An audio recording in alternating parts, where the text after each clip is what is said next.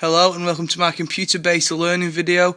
In this video I'll be looking at computer-assisted assessment and how it helps or hinders education, and I'll be looking at specific examples such as Web 2.0. So specifically within this presentation I'll be discussing computer-assisted assessment, Web 2.0, and then looking at different benefits and negatives for both computer-assisted assessment and Web 2.0. In the last 20 years, research has been undertaken into using computers for testing purposes. This has led to computer-assisted assessment becoming a reality.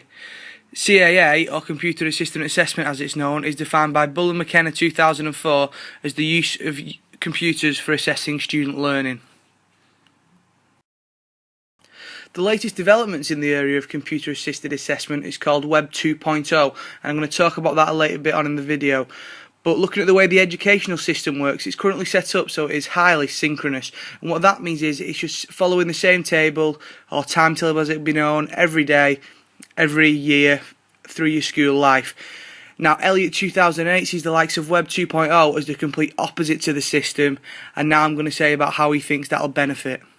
Elliot 2007 states that Web 2.0 was a good fit for young people as they are already using Web 2.0 tools as part of their everyday life. Young people using things like MySpace to blog or YouTube to create their own videos and also to blog on a regular basis. And if they were able to use this within their education, they may be more inclined to want to learn or carry out work outside of the classroom. Elliot 2007 argues that they will be more inclined to learn outside the classroom by using Web 2.0 tools, as it will reduce the perceived distance between education and real life.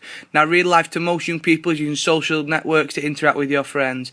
Elliot also states that providing an opportunity to complete tasks on tools they currently use out of class would again give the students an extra incentive to complete the tasks. On the other hand, Elliot 2007, just as many other research will be mentioned later on, also recognised that there are many drawbacks to these methods. Firstly, he states that older students, so maybe university, aren't using Web 2.0 services, and the majority won't have MySpace pages and YouTube channels, which means they could lack some key Web 2.0 skills and attitudes. Whereas Elliot 2007 talks about the student's knowledge, Bechter 2010 goes on to talk about the teacher's knowledge not being ideal when it comes to introducing Web 2.0 into the classroom. Bechter states that many teachers do not tap into the potential of technology to improve assessment, and according to the research carried out by Bechter, only 4 in 10 teachers use technology to create or use assessment. The cost factor is something that Elliot, Bechter and Winkley 2001 have picked up on, but Winkley also goes on to discuss that sometimes individuals such as the schools and institutions such as the government do not genuinely collaborate well on assessment, and this is clear with schools not wanting to follow the government's advice. Winkley 2010 indicates that this is because the school deal with the assessment day in day out and understand their students better, whereas the government are looking at assessment from outside in.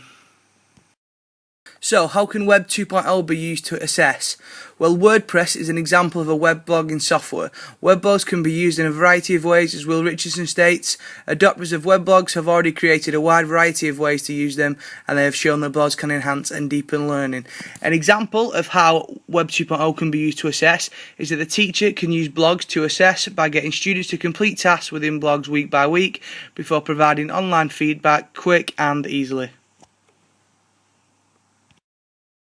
Continuing on how can Web 2.0 be used to assess, there is also something called wiki spaces. Now, wiki spaces allow users to submit work in groups or even individually, which can then be assessed by the teacher to provide feedback. So similar to the WordPress and the web blogging, teachers can provide quick and easy feedback online. They can highlight areas that need reviewing, along with many other things that can be done. So, in summary, computer-assisted assessment aids education by allowing teachers to provide quick and swift feedback.